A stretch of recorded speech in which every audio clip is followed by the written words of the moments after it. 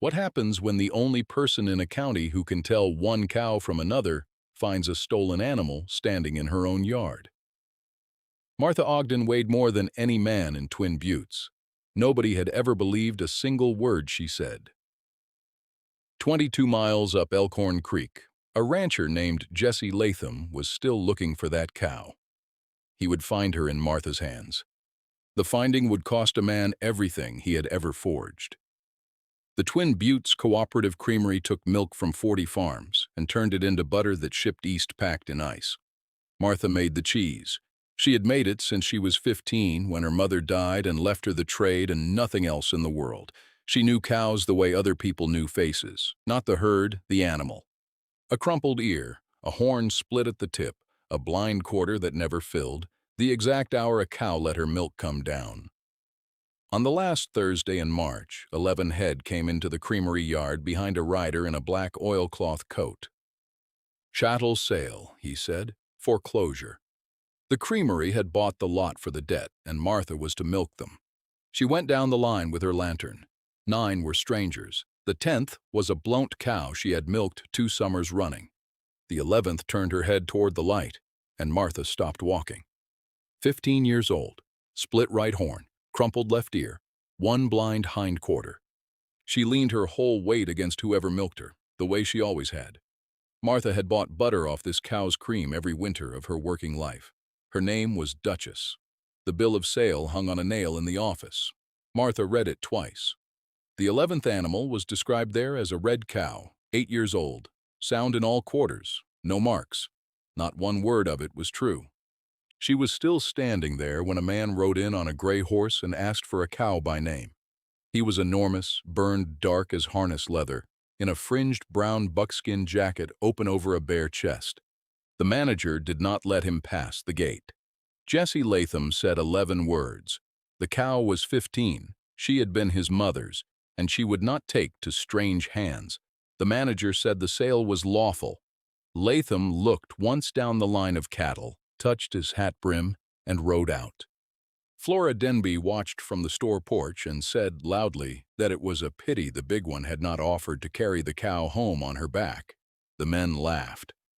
Martha went inside and shut the door of the cheese room and stood in the dark, shaking. She did not sleep. At 2 in the morning, she lit the lantern again, went down to the byre, and put her hands on the cow. The cow leaned into her, trusting, blind on the one side. There was a word for what had been done. The word was theft, and it had a signature on it. The signature belonged to Milton Sloan, who wrote the loan paper for every mortgaged cow in 3 counties and notarized his own descriptions. In the morning, Martha stood before the creamery board and said the 11th cow did not match the bill of sale and could not lawfully have been sold. Sloan sat at the end of the table in a dark gray sack coat, gold watch chain across a blue silk waistcoat. He asked, pleasantly, whether she was a lawyer. He asked whether she could read. He asked the board to consider what it meant that a hired cheesemaker was calling a notary public a thief. He smiled the entire time. The vote took 90 seconds. The sale stood.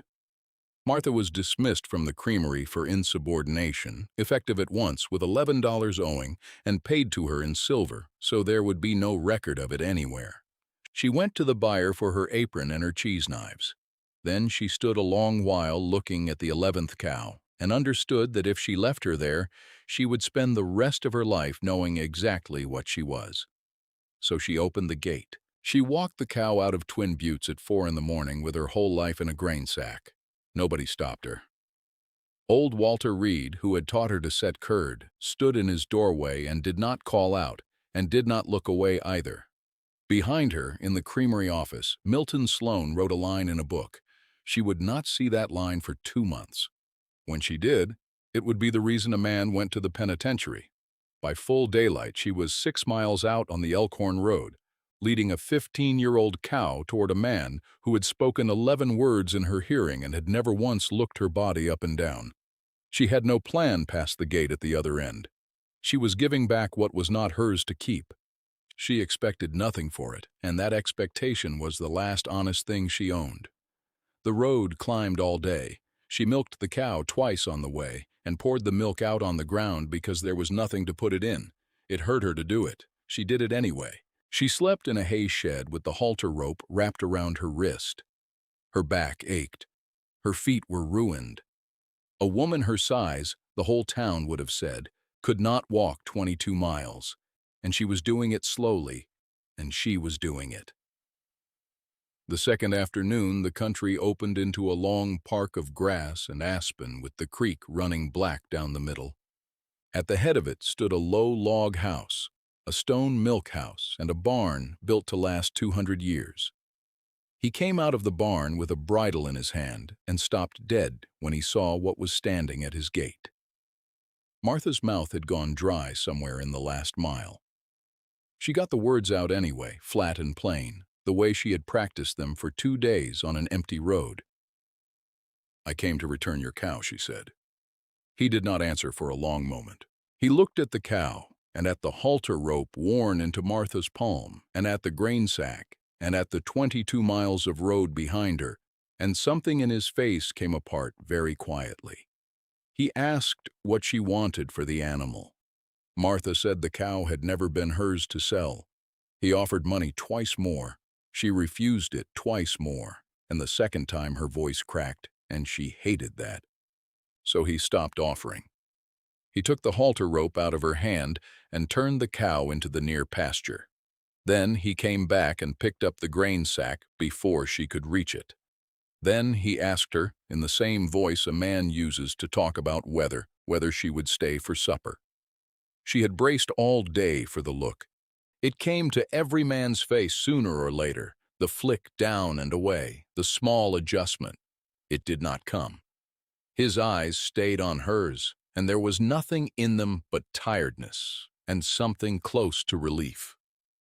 Supper was elk, potatoes, and bread he had baked badly. The house was scrubbed to the grain. There were 40 books on a shelf built into the wall, and a woman's photograph lying face down on the mantel. He said almost nothing, and never once asked her to explain herself. When she said she would start back at first light, he set his cup down. There was no first light to start back to, he said. She had walked out of a town that had dismissed her. They both knew it, and he had known it since the gate. He slept in the barn that night and every night after, without being asked and without it being discussed. In the morning, Martha found the stone milk house and stood in the doorway with both hands over her mouth. Slate shelves, a cold spring running through a channel cut in the floor.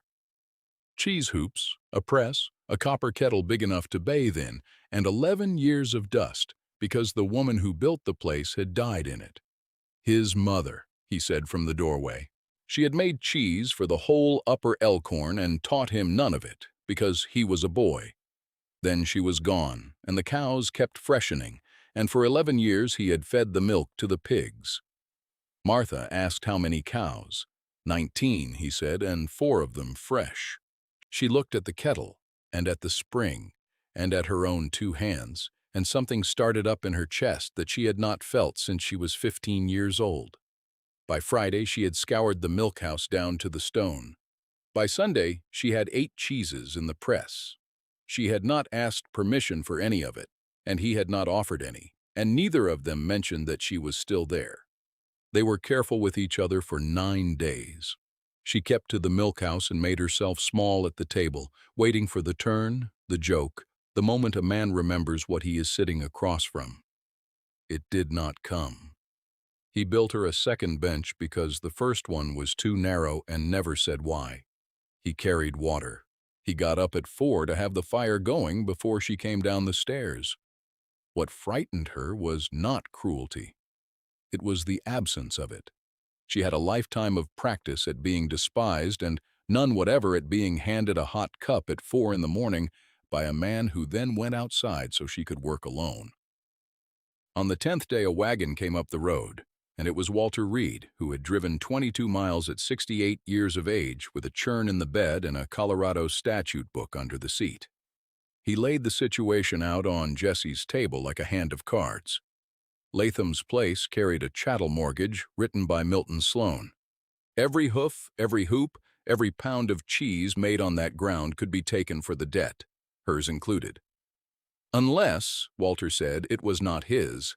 A married woman in Colorado had held her own property, separate, since '74. Her herd, her dairy, her earnings, out of reach of any creditor of her husband. He looked at the pair of them and let it sit there. Neither of them looked at the other. Jesse said it was a hard thing to ask of a stranger.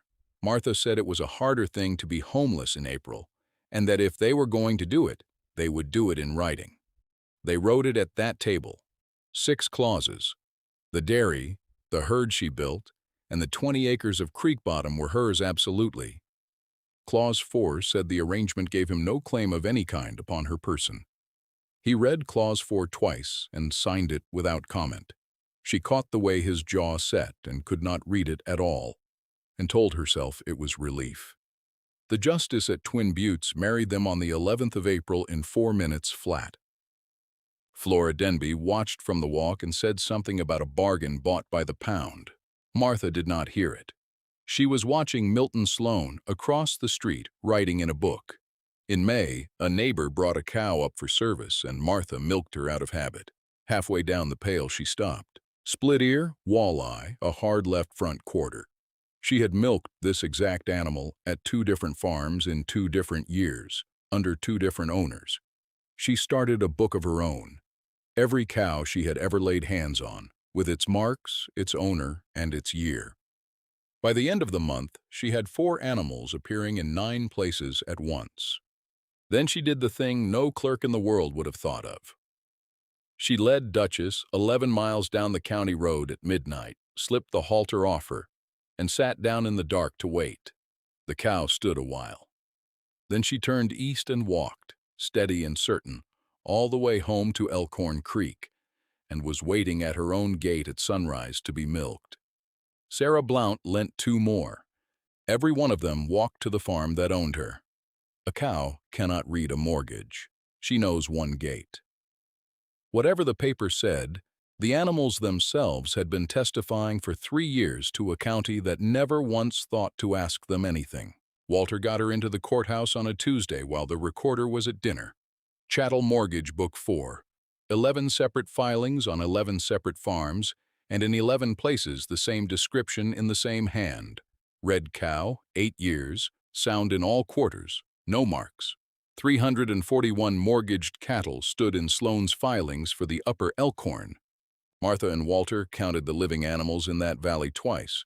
There were 96. Somebody back east had paid good money on 245 cows that had never been born. Pinned in the back of the company inventory was a schedule of properties.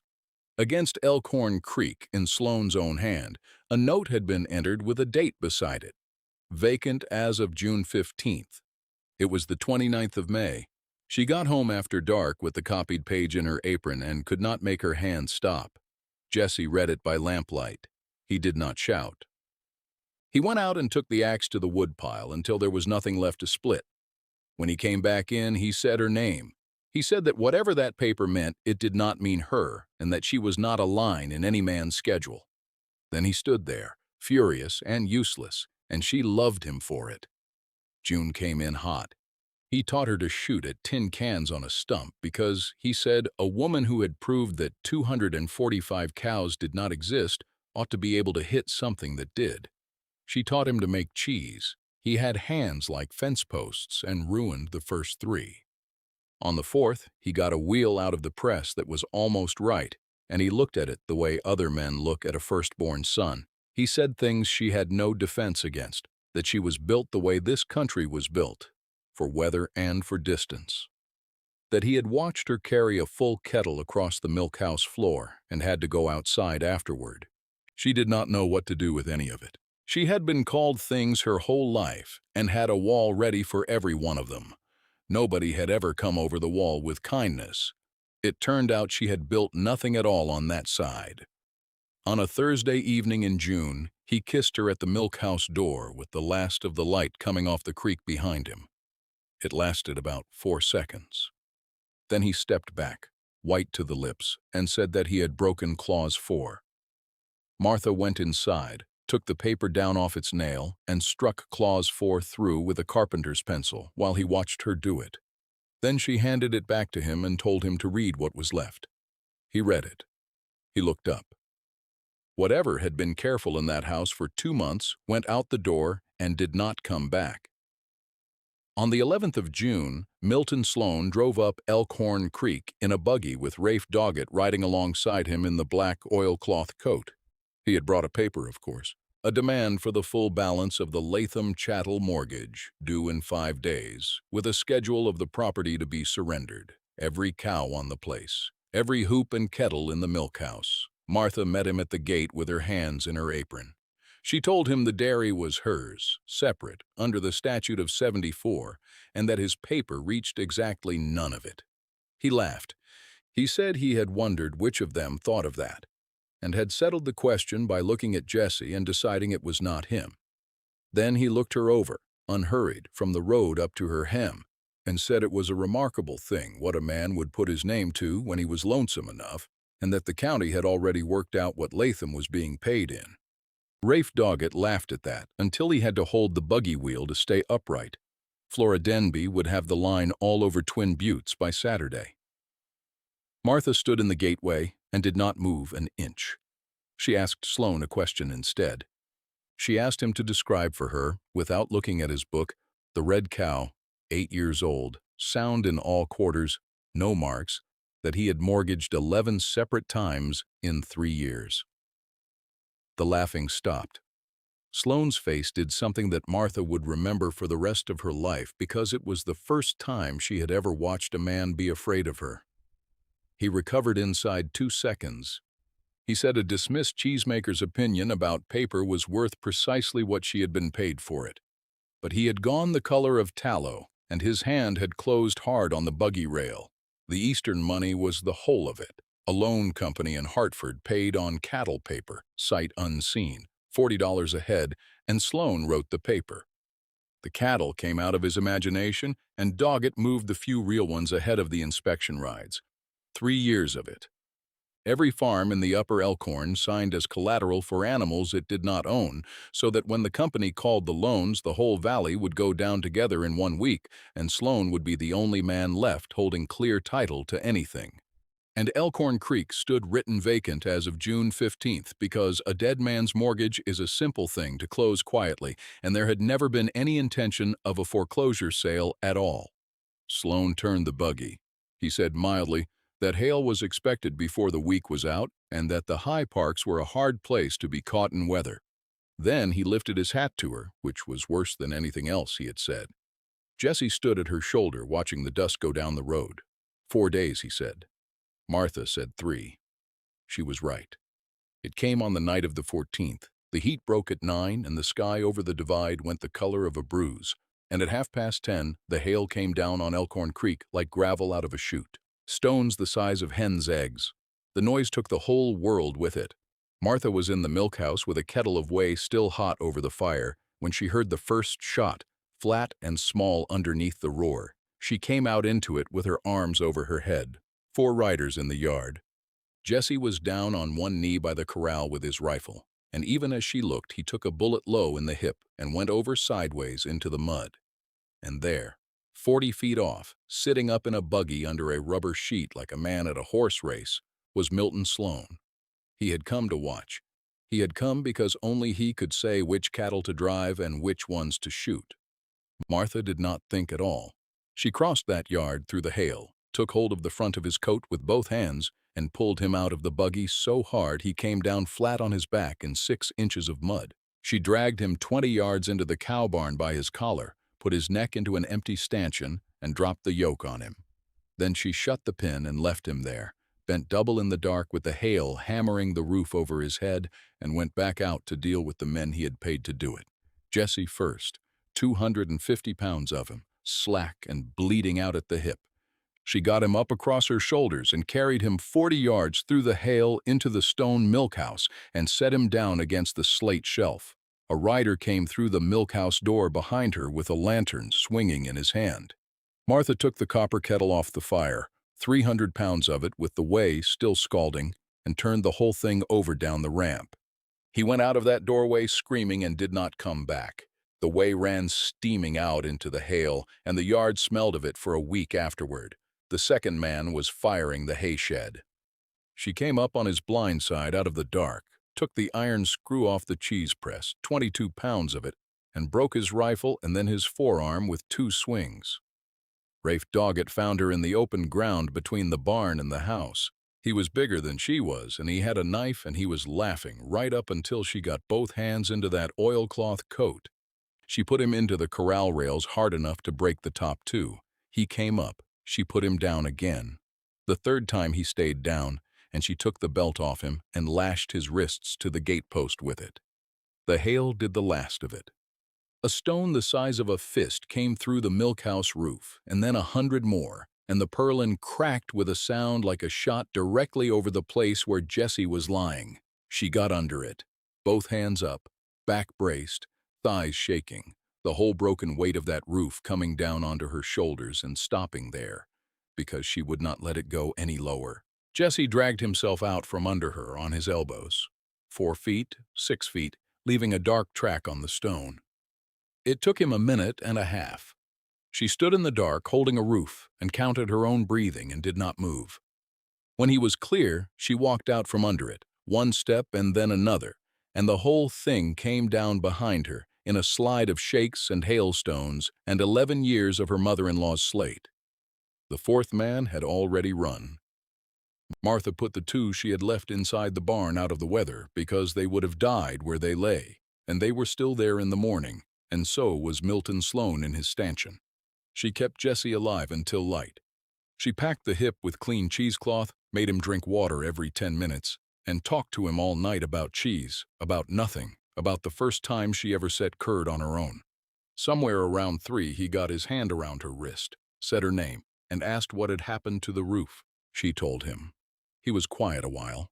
Then he said a man ought to be careful what he marries by contract, because he might get himself a queen. At sunrise, the sheriff came up the Elkhorn Road with Walter Reed beside him. What he found was 4 men accounted for, one of them a notary public locked in a cow stanchion, and a woman sitting in a fallen milkhouse with a rifle across her knees. Sloan said from the stanchion that he would have her in court for all of it. Martha said she was counting on that. The district court sat on it in September. The loan company sent a lawyer out from Hartford and an auditor who had never in his life stood close to a cow. Martha testified for 2 hours. She read the 11 filings into the record, the same description in the same hand 11 times over, and then she did the thing that county talked about for the next 30 years. At her request, the sheriff drove 11 cows into the courthouse yard and turned them loose. The jury went to the windows. The judge went to the windows. Every animal walked to the man or the woman who owned her and stopped there and stood. A cow knows 1 gate. It took 11 minutes, and it settled a case that 4 lawyers had not settled in 3 days. Milton Sloan was convicted on 9 counts of forgery and obtaining money by false pretenses and sentenced to 14 years. Rafe Doggett got 7. The notary commission was revoked, and every instrument Sloan had ever certified in that county was reopened. On the courthouse steps that afternoon, in front of the sheriff and the lawyer from Hartford and half the county, Martha took her husband's face in both hands and kissed him until a man behind them dropped his hat in the dust. The court appointed a receiver, canceled 341 chattel mortgages, and ordered restitution. No money was left, so it was paid in cattle. The sheriff drove a herd out of Sloan's own pasture and left a cow standing at every gate in the upper Elkhorn. Sloan served 9 years and was pardoned on a physician's certificate. He came home to a county where every dairy for 40 miles ran on the daughters of a cow he had sworn did not exist. He took work weighing coal in Cheyenne and was dead in 4 years. Flora Denby drove out to Elkhorn Creek that autumn to buy cheese and to explain that she had always said Martha was a fine, strong girl. Martha sold her 2 pounds at the regular price and said nothing whatever, which was worse. The Elkhorn Creek dairy shipped its first 100 wheels east in '85. By '89, there were 60 cows, 4 hired men, a new milk house with a slate roof, and a cheese that took a medal at Denver. They were rich by the standards of that country and stayed exactly where they were. Jesse walked with a limp in cold weather and blamed it on the hail, and never once on the man who had paid for it. Martha Latham became a legend in 3 counties, mostly for the wrong reasons. People told the roof story. People told the stanchion story. Nobody ever again in her hearing made a joke about what she weighed. What she remembered was smaller than any of it.